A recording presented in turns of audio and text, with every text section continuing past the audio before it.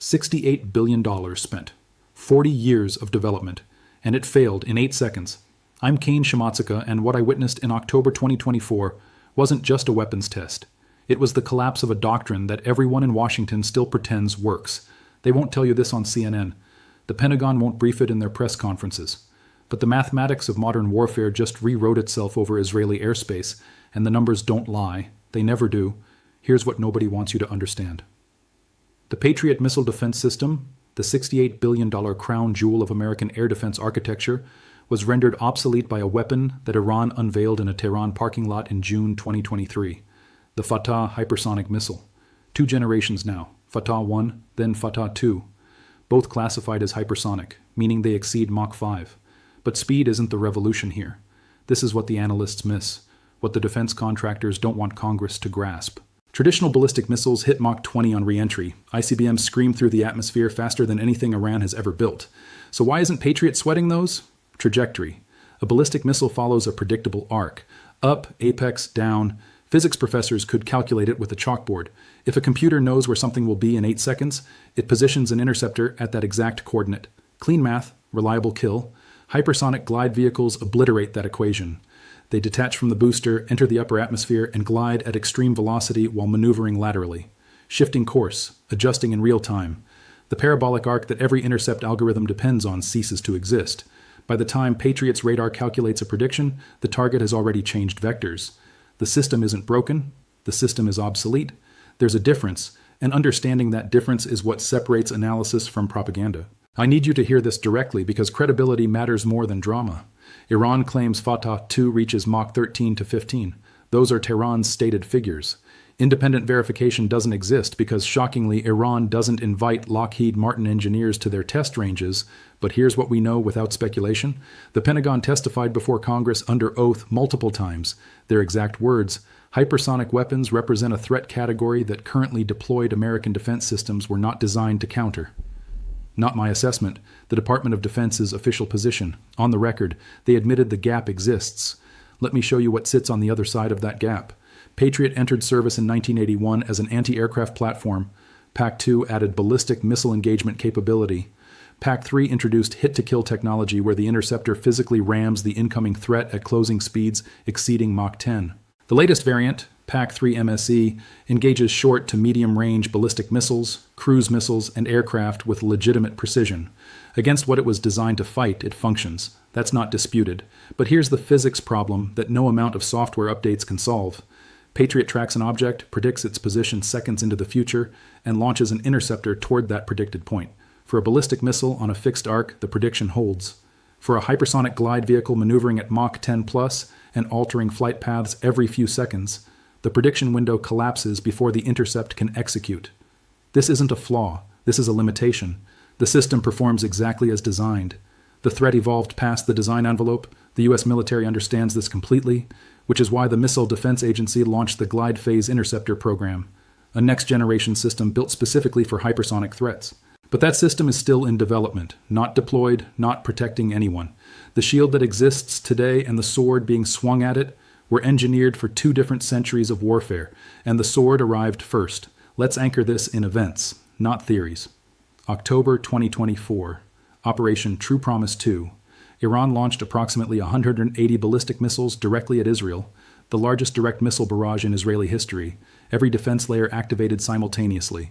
Arrow 3 for exoatmospheric intercept, Arrow 2 for upper atmosphere, David's Sling for medium range, Patriot and Iron Dome for terminal phase, U.S. Navy destroyers in the eastern Mediterranean firing SM-3 interceptors. 4 nations' worth of interceptor technology operating in real time. The most advanced integrated air defense network on the planet. Some missiles were intercepted, confirmed by both sides. Some missiles were not, also confirmed. Open-source intelligence groups analyzed satellite imagery showing impacts at Nevatim Air Base and several other locations. Israel acknowledged hits, but characterized damage as limited. Iran claimed significant destruction. The truth, as always in active conflict, sits somewhere between both narratives, but the strategic signal was unmistakable. Against the densest, most sophisticated missile defense architecture in the Middle East, possibly anywhere, missiles still landed. Both governments confirmed that. They just used different adjectives. Fast forward to 2025. The escalation continues. Multiple defense publications report Iran employing advanced Fatah variants in subsequent strikes. There are reports circulating about specific Patriot radar systems being targeted and damaged. Independent verification in an active war zone is nearly impossible, so I'll flag that clearly. But what is publicly confirmed? The U.S. rushed additional THAAD batteries and military assets into the theater. Here's the question that answers itself. If existing defense systems were performing as expected, why is the Pentagon emergency deploying reinforcements before anyone publicly requested them? Because the original plan isn't working the way the briefing slide promised it would.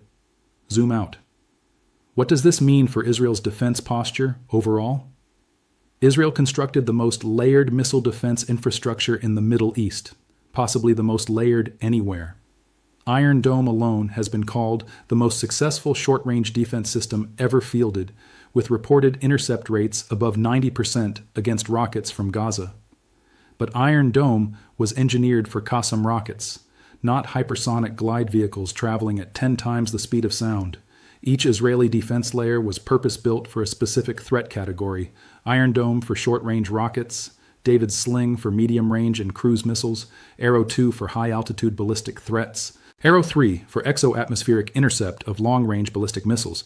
Now count the layers designed specifically for maneuvering hypersonic weapons. 0. That's not negligence. 5 years ago, the hypersonic threat from Iran was theoretical. Today it's operational. Technology timelines move faster than procurement cycles. The weapon arrived before the counterweapon was ready, and then there's the number that keeps defense economists awake at night: cost.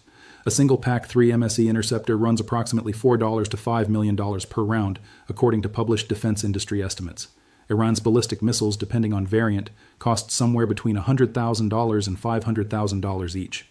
The exact figures get debated endlessly in think tank conferences, but the ratio is clear. The defender spends 10 to 50 times more per engagement than the attacker. In a short conflict, that's manageable. In a prolonged war of attrition, that mathematics eats you alive. You can field the most advanced interceptor ever engineered, but if your adversary fires 10 projectiles for every one you can afford to counter, eventually the magazine empties. And an empty magazine doesn't care how sophisticated the technology inside it was. Defense economists call this the cost-exchange ratio problem. Right now, it overwhelmingly favors the offense. But here's the dimension that extends beyond the immediate theater, the part that should terrify every strategic planner in Washington but somehow doesn't make it into the briefings. Every PAC-3 interceptor expended over Israeli airspace is one that cannot sit in a magazine protecting American assets in the Pacific. Every THAAD battery rushed to the Middle East is a THAAD battery that's unavailable for the Taiwan scenario that every Pentagon wargame has been modeling since 2020. The depletion happening in real time right now isn't just a regional problem, it's a global deterrence crisis. And Beijing is absolutely watching, so is Moscow. They're watching the intercept rates, they're watching the cost ratios, they're watching the stockpile drawdown, and they're updating their own doctrine accordingly. I've seen the procurement timelines. Lockheed Martin's production target for PAC-3 MSE is approximately 650 units per year by 2027, assuming everything goes perfectly. They're not there yet, and that target would need to cover replacement stocks for every allied nation consuming interceptors simultaneously, not just Israel. A January 2026 Heritage Foundation report, this is a conservative pro-defense think tank, modeled what happens to U.S. interceptor inventories in sustained high-intensity conflict. Their assessment was blunt. High-end interceptors like SM-3, SM-6, PAC-3, and THAAD would likely be exhausted within days of sustained combat against a peer adversary. Some systems depleted after just 2 to 3 major salvos. That report was written about a hypothetical China scenario, but the stress test is happening now in the Middle East against Iran, and the magazine is draining faster than the production line can refill it. So where does this leave the strategic picture? I need to be honest here because the internet operates on 2 settings for this topic, and both are wrong. There are voices declaring Israel completely finished, defense systems worthless, game over, and there are voices insisting everything is fine, nothing penetrated, total success. Reality is more complicated than either narrative admits. It always is. Israel's defense systems are not useless. They've intercepted hundreds of projectiles across multiple engagements and saved thousands of civilian lives. That's documented. That matters.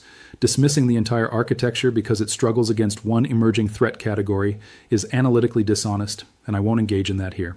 But pretending the hypersonic gap doesn't exist is equally dishonest and arguably more dangerous, because if you convince yourself the shield still functions perfectly, you stop developing the next generation. What we're observing is a genuine shift in the offense-defense equilibrium in the Middle East.